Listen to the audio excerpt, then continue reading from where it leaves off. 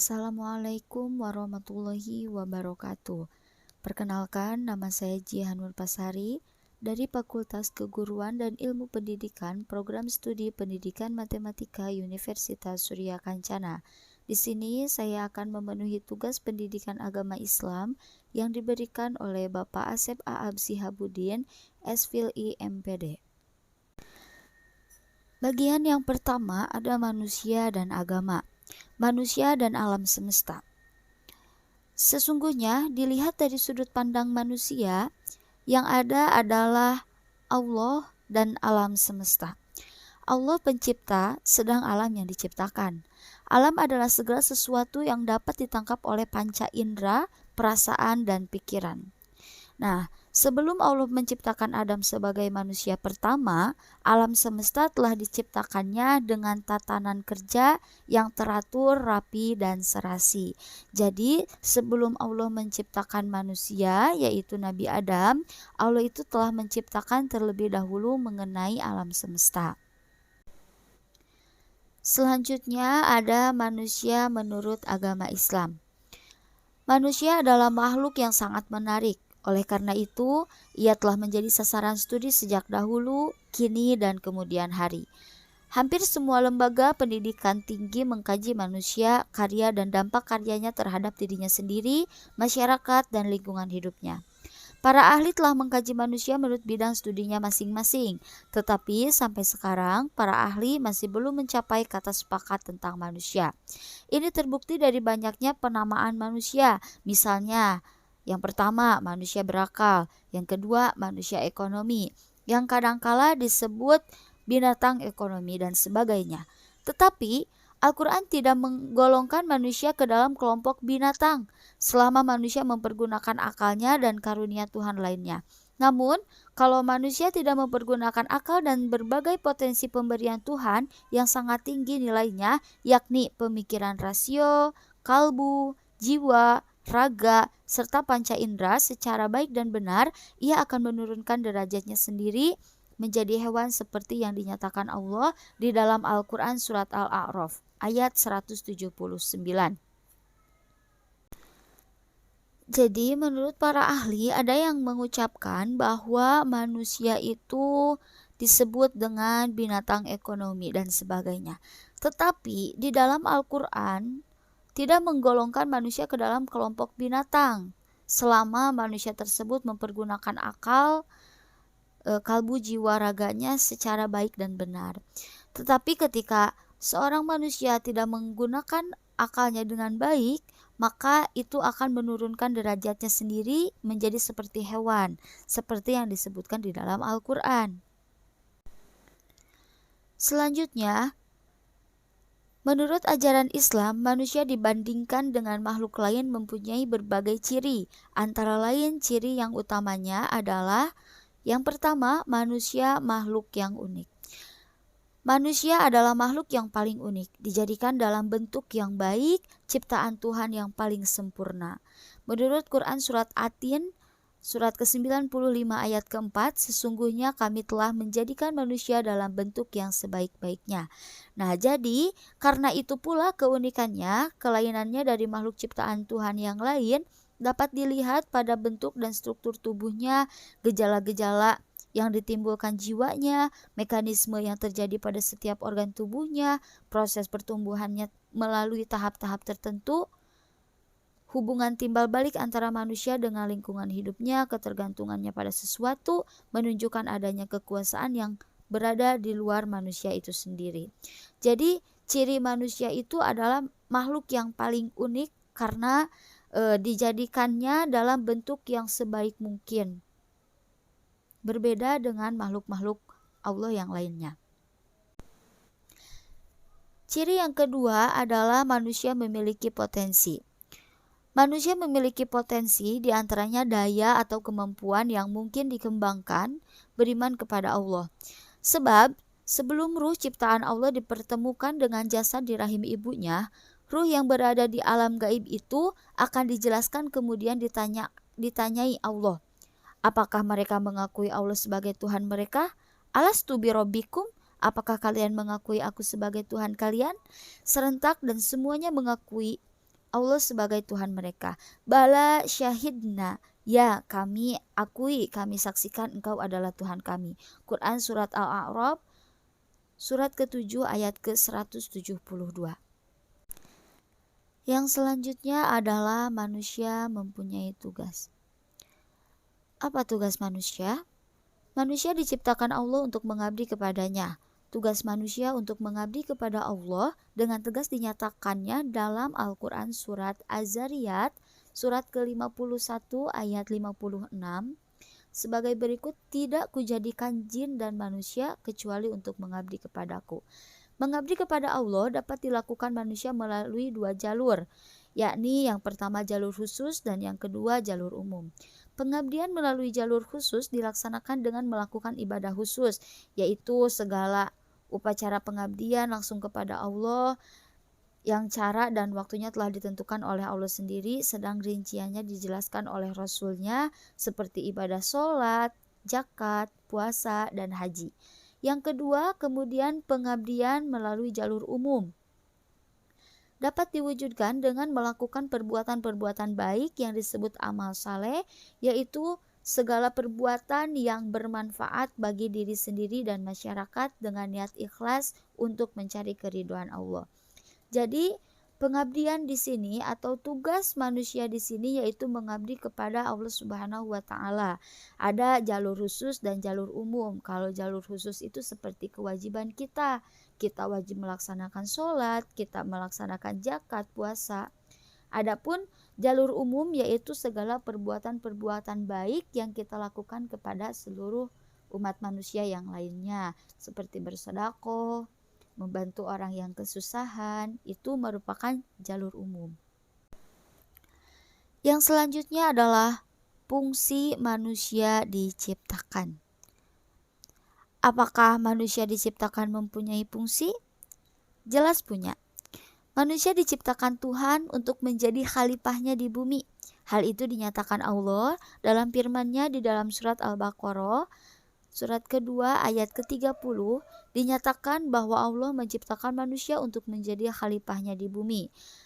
Perkataan menjadi khalifah dalam ayat tersebut mengandung makna bahwa Allah menjadikan manusia wakil atau memegang kekuasaannya mengurus dunia dengan jalan melaksanakan segala yang diridhoinya di muka bumi ini. Yang selanjutnya adalah manusia memiliki akal. Manusia diciptakan berbeda dengan makhluk-makhluk Allah yang lainnya. Manusia diciptakan dengan hal yang paling unik, juga memiliki akal. Di samping akal, manusia dilengkapi Allah dengan perasaan dan kemauan atau kehendak, bisa disebut dengan nafsu.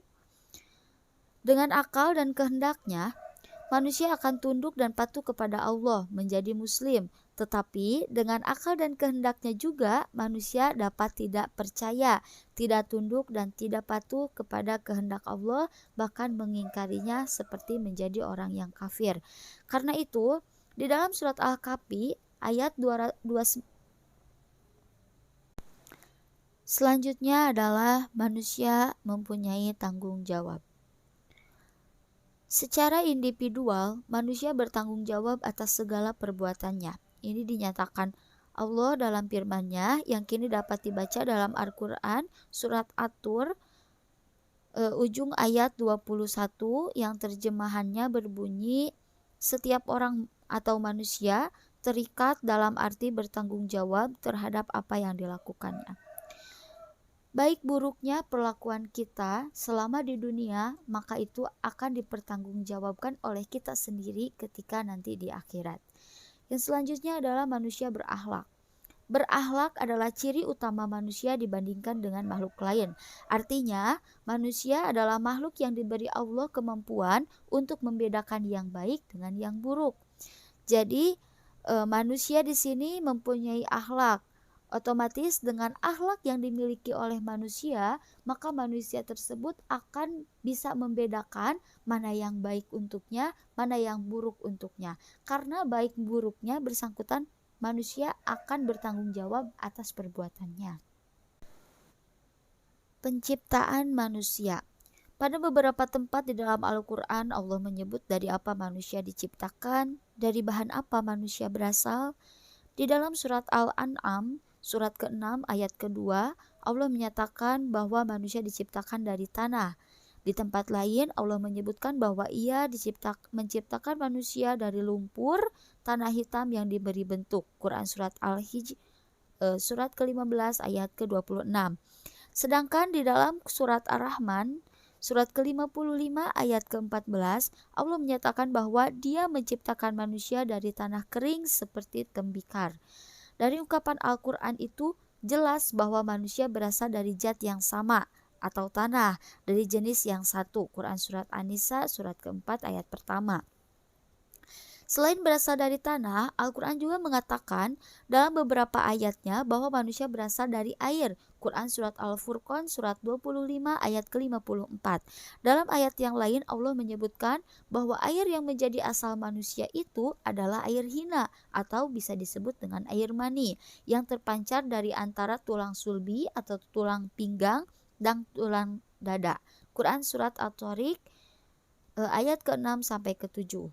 Dari uraian di atas, dapatlah diambil suatu kesimpulan bahwa manusia berasal dari tanah dan air. Yang dimaksud air di sini adalah air mani. Hakikat penciptaan manusia. Ada dua mekanisme, yang pertama bidimensional, yang kedua ada unidimensional.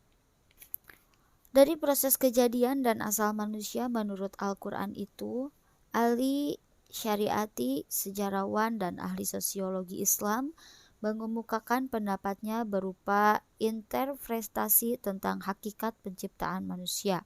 Menurut beliau ada simbolisme dalam penciptaan manusia dari tanah dan ruh atau ciptaan Allah. Makna simbolisnya adalah manusia mempunyai dua dimensi.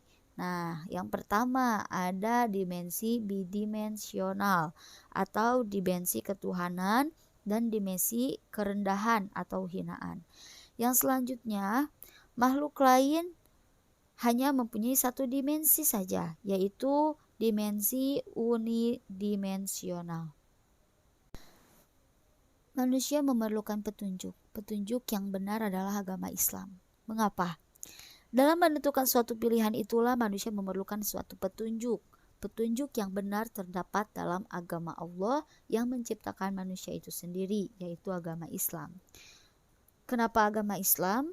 Sebab karena agama Islam adalah agama yang tidak hanya berorientasi kepada dunia saja, yang dilambangkan oleh tanah yang menjadi bahan asal manusia, atau kepada akhirat saja yang dilambangkan oleh kata ruh ciptaannya, tetapi kepada keseimbangan antara keduanya.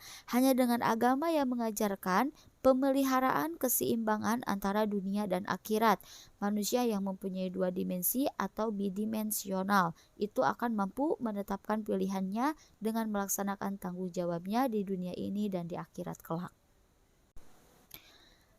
Berbicara mengenai agama, maka kita akan membahas mengenai arti dan ruang lingkupnya.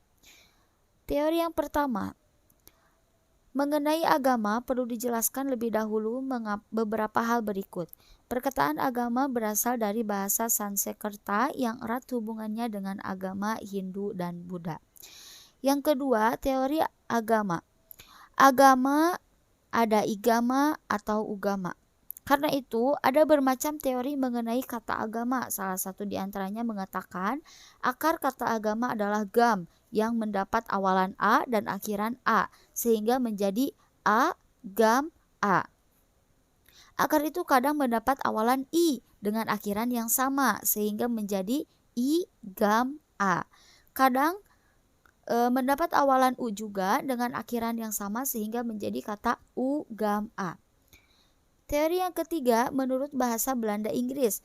Bahasa Sanskerta yang menjadi asal perkataan agama termasuk dalam rumpun bahasa Indo-Jerman serumpun dengan bahasa Belanda dan Inggris.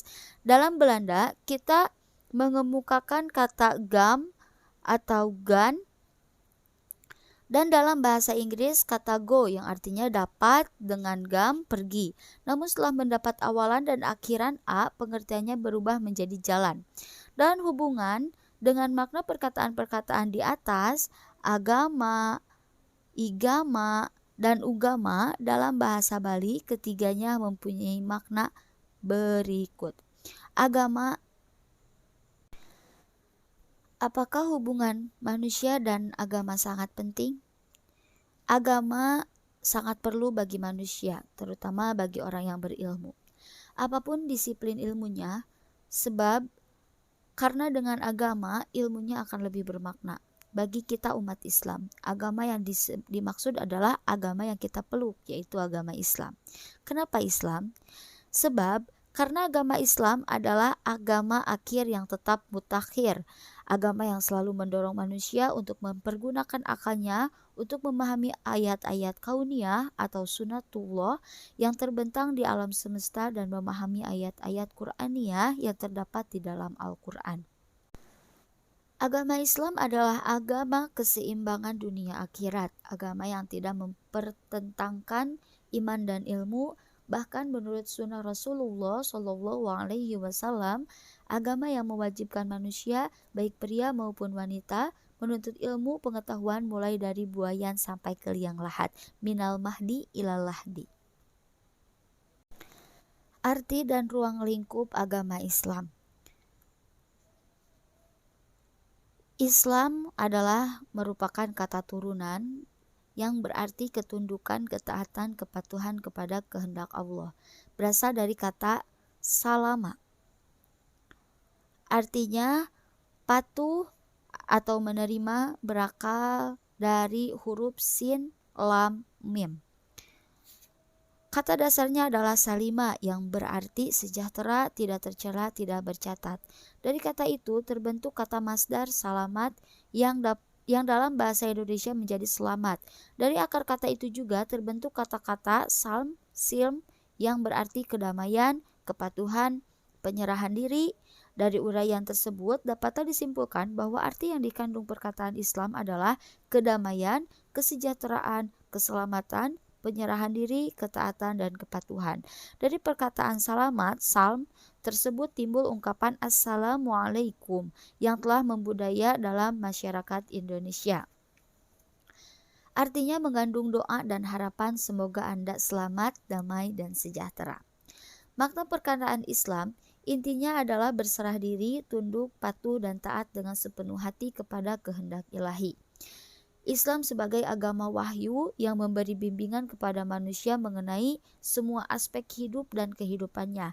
Dapat diibaratkan seperti jalan raya yang lurus dan mendaki, memberi peluang kepada manusia yang melaluinya sampai ke tempat yang dituju, tempat tertinggi dan yang paling mulia. Ada Islam sebagai agama wahyu. Sebagai agama wahyu terakhir, agama Islam merupakan satu sistem akidah dan syariah serta akhlak yang mengatur hidup dan kehidupan manusia dalam berbagai hubungan.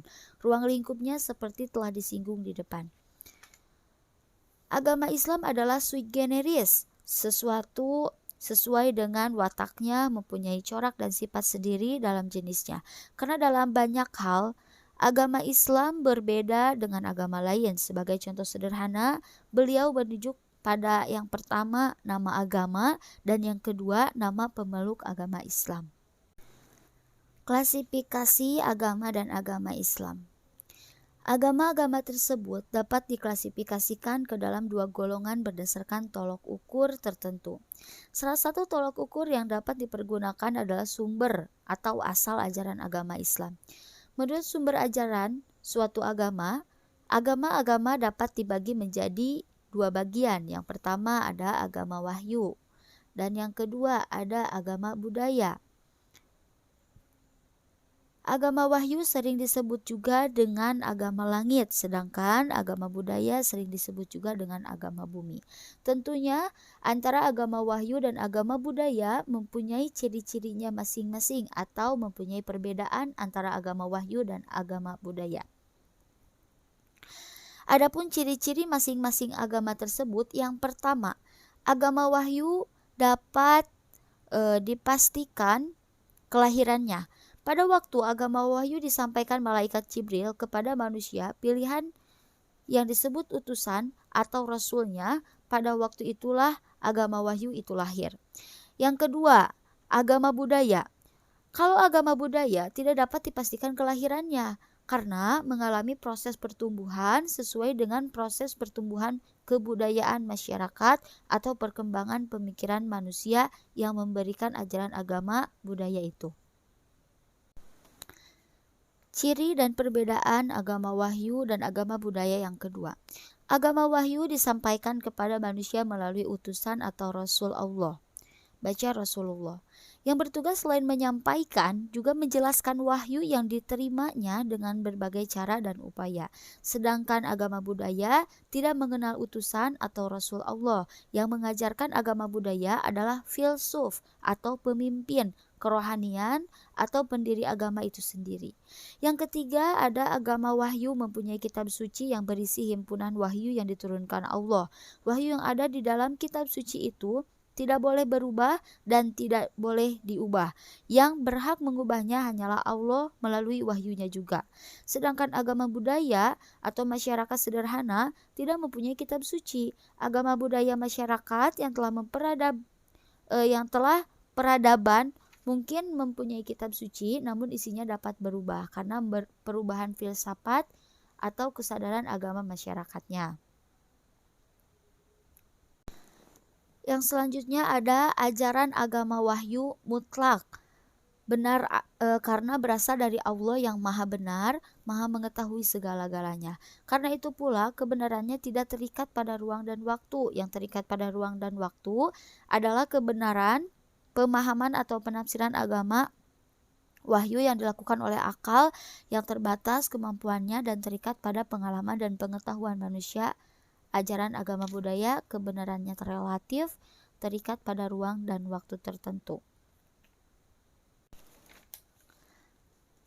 Melalui agama wahyu, Allah memberi petunjuk, pedoman, tuntunan, dan peringatan kepada manusia dalam pembentukan insan kamil, yaitu manusia yang sempurna, manusia yang baik, dan bersih dari noda dan dosa.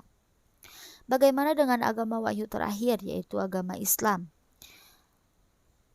Kalau tolak ukur tersebut di atas diterapkan kepada agama Islam, hasilnya adalah sebagai berikut. Yang pertama, kelahiran agama Islam. Kelahiran agama Islam adalah pasti tanggal 17 Ramadan tahun Gajah bertepatan dengan tanggal 6 Agustus 610 Masehi. Dan yang kedua disampaikan oleh malaikat Jibril kepada Nabi Muhammad sebagai utusan atau Rasulullah. Tentang kerasulan Muhammad, banyak keterangan dan bukti yang membenarkannya. Yang ketiga, memiliki kitab suci yaitu Al-Quran yang memuat asli semua wahyu yang diterima oleh Rasulnya selama 22 tahun 2 bulan 22 hari, mula-mula di Mekah, kemudian di Madinah. Keaslian Al-Quran dapat dipertahankan karena sejak wahyu pertama sampai wahyu terakhir diturunkan, direkam dengan baik melalui penghafalan dan penulisan. Yang ketiga,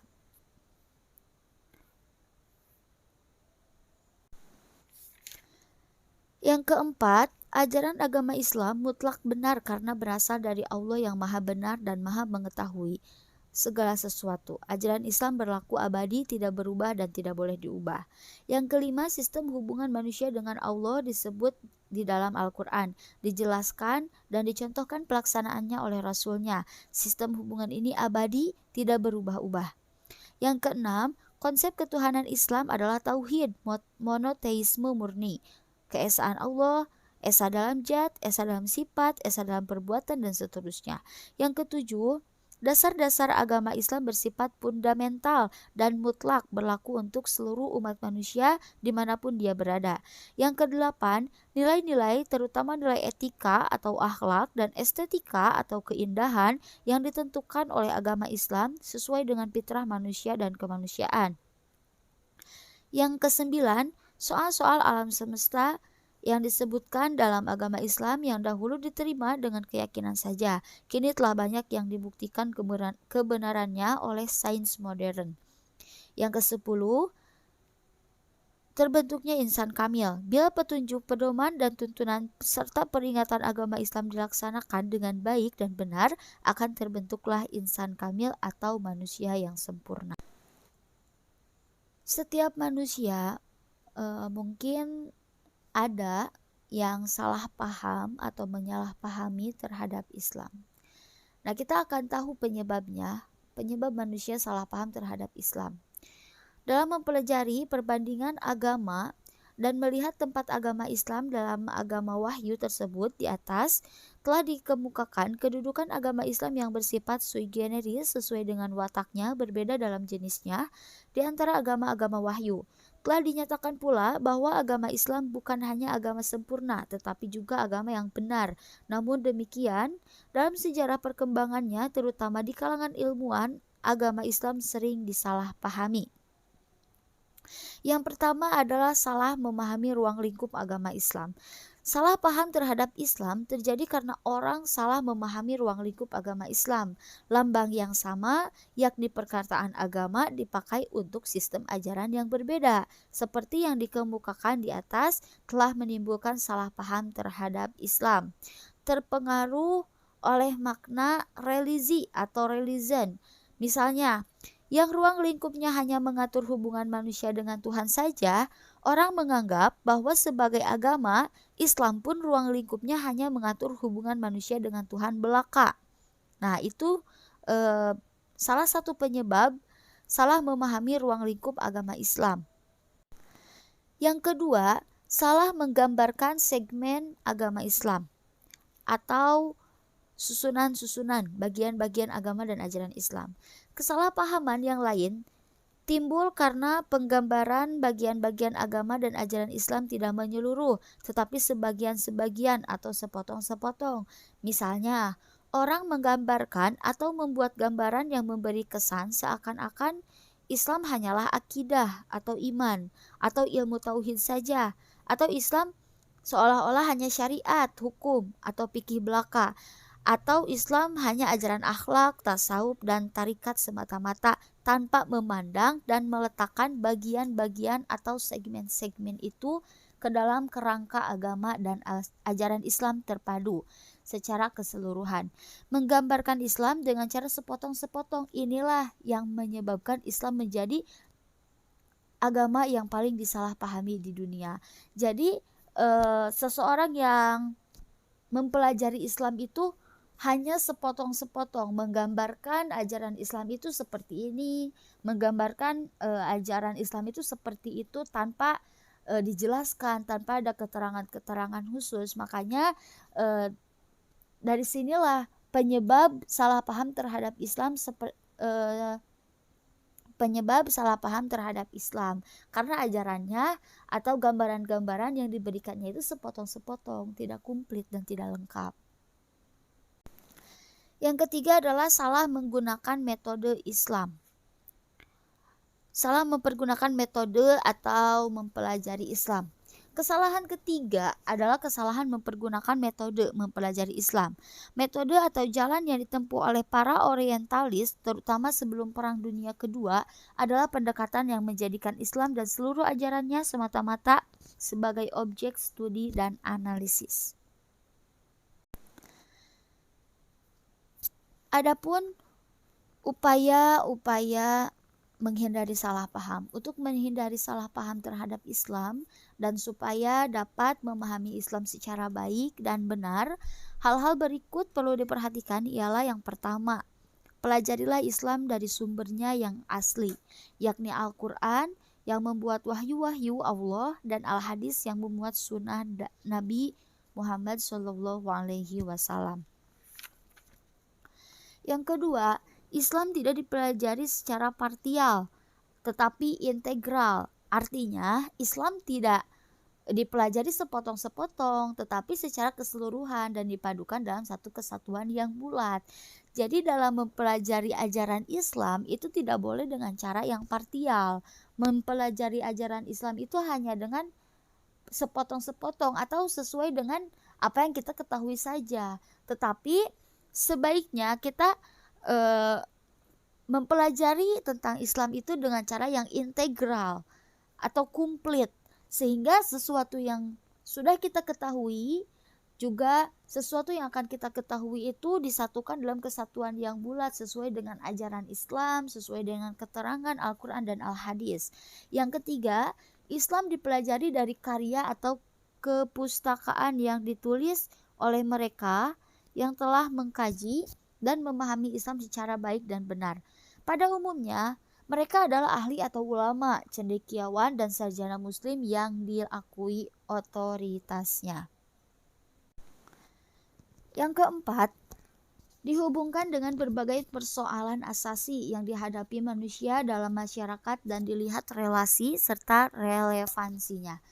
Dengan persoalan-persoalan politik, ekonomi, sosial, budaya sepanjang sejarah manusia, terutama sejarah umat Islam. Kelima, memahami Islam dengan bantuan ilmu-ilmu pengetahuan yang berkembang sampai sekarang, seperti ilmu-ilmu alamiah, ilmu-ilmu sosial dan budaya, serta ilmu-ilmu kemanusiaan atau humaniora. Ketiga bidang ilmu ini beserta cabang dan rantingnya merupakan ilmu-ilmu bantu dalam mengkaji dan memahaminya. Yang keenam, tidak menyamakan Islam dengan umat Islam, terutama dengan keadaan umat Islam pada suatu masa di suatu tempat. Jadi Islam dan umat Islam itu tentunya berbeda. Kita tidak boleh menyamakan antara Islam dan umat Islam.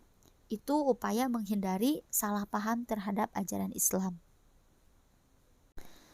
Mungkin cukup itu saja yang dapat saya sampaikan. Semoga bisa bermanfaat bagi kita semua. Mohon maaf apabila ada kesalahan. Wassalamualaikum warahmatullahi wabarakatuh.